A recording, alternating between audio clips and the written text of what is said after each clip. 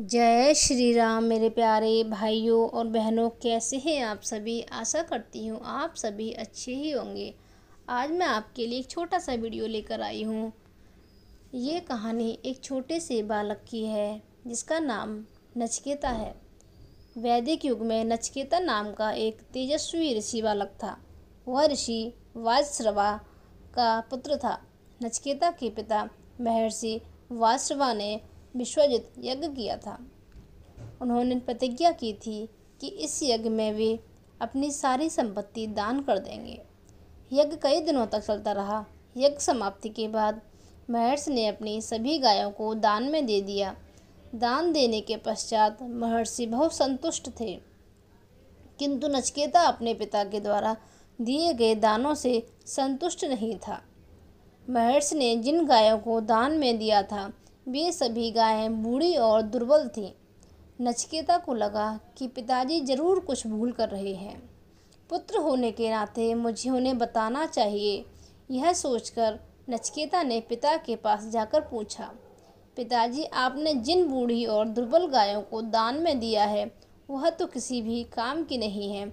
मेरे विचार से दान में वही वस्तु देनी चाहिए जो उपयोगी हो तथा दूसरों के काम आ सके।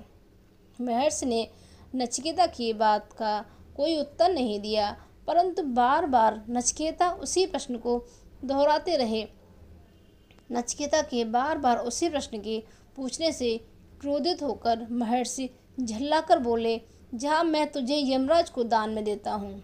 नचिकेता आज्ञाकारी बालक था। उसने निश्चय कर लिया कि मुझे यमराज के पास जाकर अपने पिता के वचन को सत्य करना है। अगर मैं अपने पिताजी के वचन को पूरा नहीं करूँगा तो भविष्य में मेरे पिता का कोई सम्मान नहीं करेगा।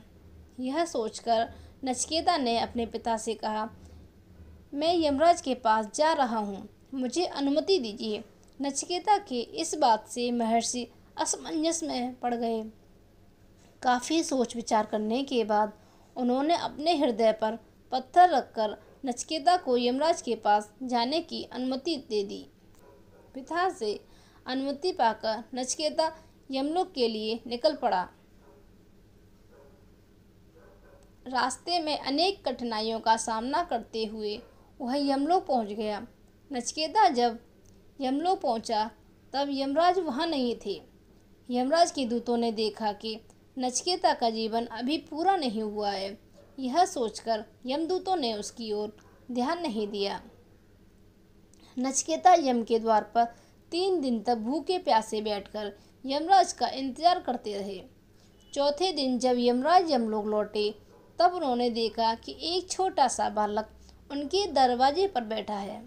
उन्होंने पूछा, तुम कौन हो? बालक नचिकेता ने बड़ी ही निर्भय और विनम्र होकर अपना परिचय देते हुए कहा, सब कुछ बताया और कहा, मैं अपने पिता की आज्ञा से यहाँ आया हूँ।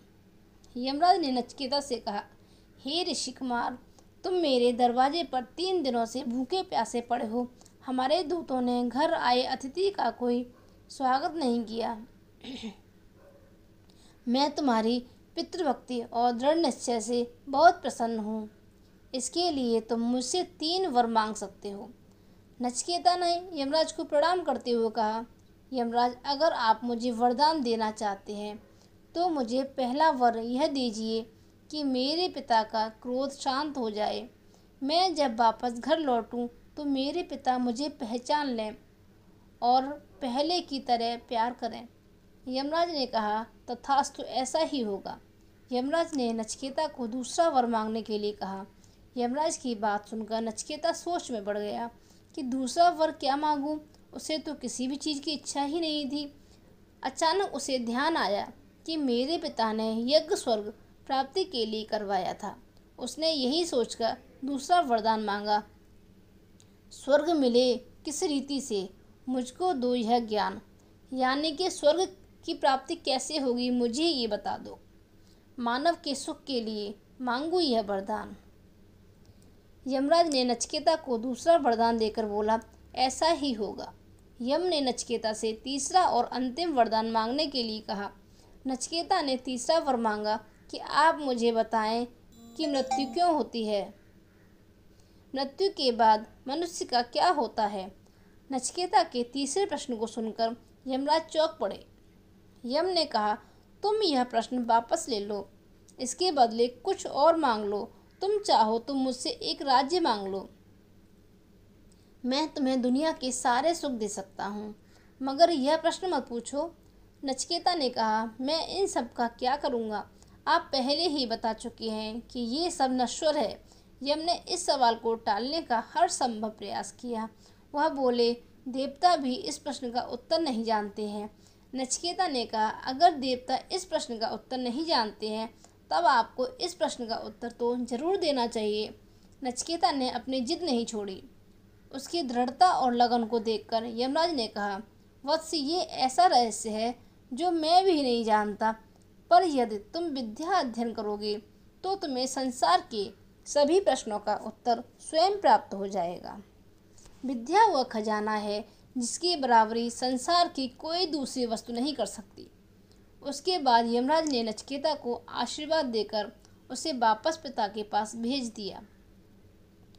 यमलोक से वापस लौटने के बाद नचिकेता अध्ययन में लग गया। जीवन की सही राह उसे प्राप्त हो चुकी थी। उसी राह पर चलकर वह बहुत बड़ा विद्वान बना, जिससे सारे संसार में उसका नाम अमर हो गया।